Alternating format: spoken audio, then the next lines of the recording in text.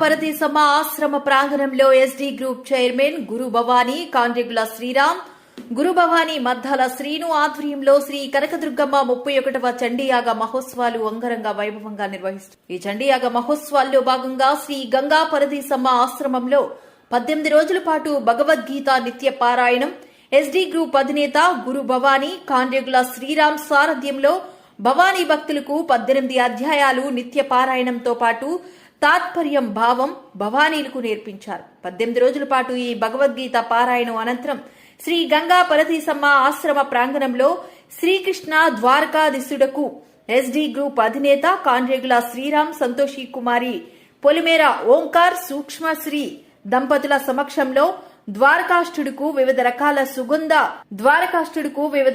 సుగంధ పరిమళ పుష్పాలతో పుష్పయాగం నిర్వహించారు. రకాల స్వీట్స్ ను శ్రీకృష్ణ పరమాత్ముడుకు నైవేద్యంగా సమర్పించారు. కాండ్రెగుల శ్రీరామ్ మాట్లాడుతూ, మా గురువు గారు బ్రహ్మశ్రీ ఎల్వి శాస్త్రి గారి దగ్గర భగవద్గీత అధ్యాయాలు నేర్చుకుని భవానీ భక్తులకు ఈ విధంగా నేర్పించడం జరిగిందని అన్నారు.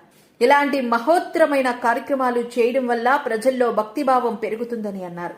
అక్కడికి వచ్చిన భక్తులు పుష్పయాగంలో పాల్గొని ఎంతో ఆనంద పరవళ్లు తొక్కారు.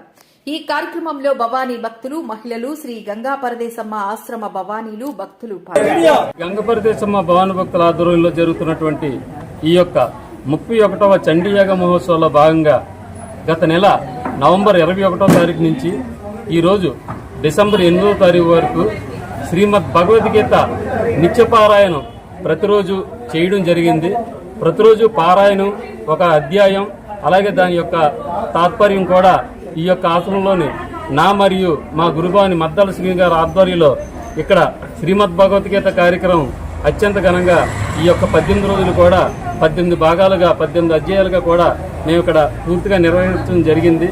అలాగే ఈరోజు 18వ అధ్యాయం పూర్తి చేసుకొని దాని సందర్భంగా ఇక్కడ ఆ యొక్క ద్వారకాధీశుడికి అత్యంత ఘనంగా అనేక పుష్పాలతో అత్యంత వైభవంగా పుష్పాభిషేకం కూడా నిర్వహించడం జరిగింది. మరి ఇక్కడ ప్రతి ఈ 18 రోజులు కూడా శ్రీకృష్ణ తత్వం కోసం మాకు తెలిసినంత వరకు, నాకున్న పరిజ్ఞానం వరకు నేను నా శక్తి కొలది శ్రీకృష్ణ పరమాత్ముడు నాకు చెప్పిన విధంగా, నాలో ఉన్న పరమాత్మ నాతో చెప్పించిన విధంగా నేనైతే ఇక్కడ భగవద్గీతను ఈ యొక్క 18 రోజులు కూడా ప్రతిరోజు కూడా ఇక్కడ నేను చెప్పడం జరిగింది. మరి దానికి అందరికీ కూడా మా గురు భవానీ గారు, అలాగే మా భవనీయులు కూడా ప్రత్యేక శ్రద్ధాభక్తులతో ఈ యొక్క 18 రోజులు కూడా భగవద్గీతను విని వాళ్ళ మనసుల్లో శ్రీకృష్ణ తత్వాన్ని పెంపొందించుకున్నారని నేనైతే భావిస్తున్నాను. ఎందుకంటే ప్రతిరోజు కూడా చాలా చక్కగా అందరూ కూడా మనసు పెట్టి ఇక్కడ ఈ యొక్క భగవద్గీతను వినడం అది జరిగింది. మరి మేమైతే భగవద్గీత ప్రచారంలో భాగంగా మా గురుగారు అయినటువంటి బ్రహ్మశ్రీ ఎల్వి గంగాధర శాస్త్రి గారి ద్వారా ప్రేరణ పొంది నేనైతే మా ఆశ్రమంలో ఈ యొక్క భగవద్గీతని నేను చెప్పడం జరిగింది.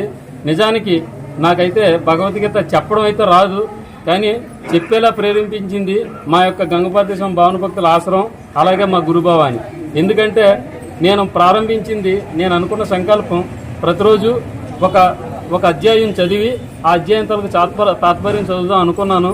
కానీ 3వ రోజునే అలా కాదు, ఈ తాత్పర్యంతో పాటు దీని యొక్క భావాన్ని, అర్థాన్ని కూడా మాకు చెప్పాలని మా గురుభవాని గారు నాకు ఆదేశించారు.